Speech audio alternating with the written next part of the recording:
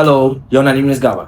ခုချိန်မှာတော့ကမ္ဘာဖလားပြိုင်ပွဲကြီးအုပ်စုပထမပွဲစဉ်တွေကိုရှင်မြန်ကစားခဲ့ပြီးဖြစ်တဲ့အတွက်ကျွန်တော်ကနေပြီးတော့မှဘိုးဆွဲဖို့ရေပန်းစားသုံးအသင်းကြီးတွေအကြောင်းကိုအားကစားဝါရှင်ကိုတယောက်နဲ့တူဆွေးနွေးသုံးပြုလုပ်တော့ဖြစ်ပါတယ်။ဟုတ်ကွေပေါ်တူဂီအကြောင်းလေးကိုလည်းမေ့ထားလို့မရဘူးဗျာ။ကိုလည်းပြောချင်မှထင်တယ်ကျွန်တော်ဆိုရမ်းပြောချင်တာကျွန်တော်လည်းတိုလေးဖန်ဆိုတော့လေဒီကွန်ဂိုဆိုတဲ့အသင်းကိုကျွန်တော်တို့ကန်သွားတယ်ပေါ့လေ။ကိုလည်းသိပါတယ်ပေါ်တူဂီလည်းစားပြီးမကန်ခင်တည်းကဒီနေ့ဆိုဘိုးဆွဲဖို့ရေပန်းစားဆုံးဘာလို့ဆိုတော့အားသာကျွန်တော်တို့ကကွင်းလက်အစုပွဲပေါ့။ဒီ Fernandez တို့ Silva တို့နောက် PSG ကွင်းလက်အတွဲကြီးလည်းတစ်ထွေးလုံးရှိတယ်။စုပွဲကောင်းတယ်ပေါ့လေကွင်းလက်။ဒါပေမဲ့ဗျာတကယ်ကန်တော့ကွင်းလက်ကိုတော့ရှောင်းဆော့ပြီးတော့တောင်ပန်တွေကနေသွားတယ်ရိုးရှင်းမှုလည်းမရှိဘူး connection တွေလွဲနေတယ်ကြီးပြလည်းဟို safe side ရမ်းယူလုံးတယ်လို့ထင်တယ်ပြောရရင်ဗျာဒီဟာကွန်ဂိုအသင်းကိုသူကတရေရအောင်သူကပျော်နေပုံရတယ်နောက်တဲ့အဆိုးဆုံးတစ်ချက်ကတော့ CR7F ပေါ့ပါမှာလားမပါတော့ဘူးလားသူပါရင်တော့တင်းရစိုးနေရလားဘာဖြစ်နေရလဲပေါ့လေဒီပေါ်တူဂီတင်းအမှန်ဆိုတော့သူလည်းနောက်ဆုံးကပတ်ဖလားနောက်သူကရတော့မရဘူးသေးဘူးဆိုတော့သူလည်းရချင်ပါပဲကျွန်တော်လည်းရစေချင်ပါပဲ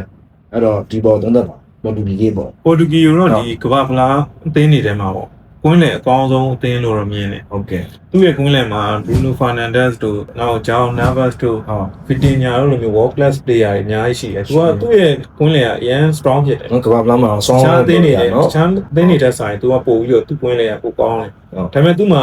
တိုက်စစ်မှာ Ronaldo ရှိမယ်ကျွန်တော်ကွန်ဂါလိုRamos လာမြည်ရန်ပေါ့ဒါပဲဗျာနော်တိတ်မရှိဘူးဟောယာဖိလစ်ရှိမယ်ယာဖိလစ်ရှိမယ်ဒါပေမဲ့သူကအဓိက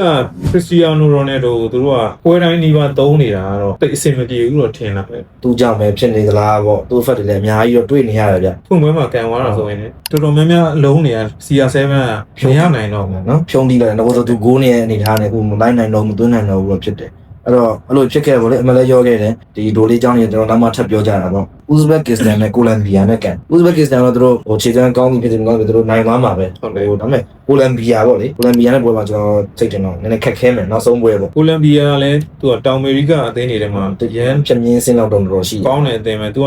အာဂျင်တီးနားလိုအသင်းအောင်သူရင်ကိုယ်ရင်ကန်နိုင်တဲ့အနေအထားရှိရဆိုတော့သူတော့ short တော့လို့တော့မရကျွန်တော်ကလို့ Osu ဒုတိယတတိယရောင်ဆိုတော့ဖြစ်သွားမှာစိုးတယ်ဘာလို့ဆိုတော့ Colombia မှာကျတော့Luis Diaz တယောက်ရှိနေတယ် Luis Diaz ဆိုတာဘောလုံးမီးတယ်ဆိုသိရဟိုသူ့ရှိဘောလုံးရတာနဲ့ကိုတော်ကိုသမားတွေတော့လန့်နေရတယ်ဆိုတော့ Luis Diaz ကလည်းဒီရာဒီမှာအရန်ခြေစွမ်းကောင်းနေရဆိုတော့သူကတော့ဒီကစောင့်ကြည့်ရမယ်ကစားသမားပေါ့ဟုတ်အုပ်စုမှာတော့လို့တော်တော်များပြောနေဟိုပထမနေရာအတွက်တောင်မှတော်တော်တိုက်ပွဲဝင်ရမှာပဲလေအဲ့တော့နောက်ဆုံးအဆုံးသက်ပေါ့လေဘယ်စင်းကြီးရမလဲပေါ့ဒိုလေးကဘာပဲပြန်ကန်ရခွင့်ရမလားပေါ်တူဂီကတော့ဒီအုပ်စုမှာတော့သူကတော့အုပ်စုတော့ကြက်မှာပါဒီအသင်းနေနဲ့သူကတော့ကျွန်တော်အထင်တော့စီမီလောက်တော့ကျွန်တော်မှန်းတယ်ဟုတ်ကဲ့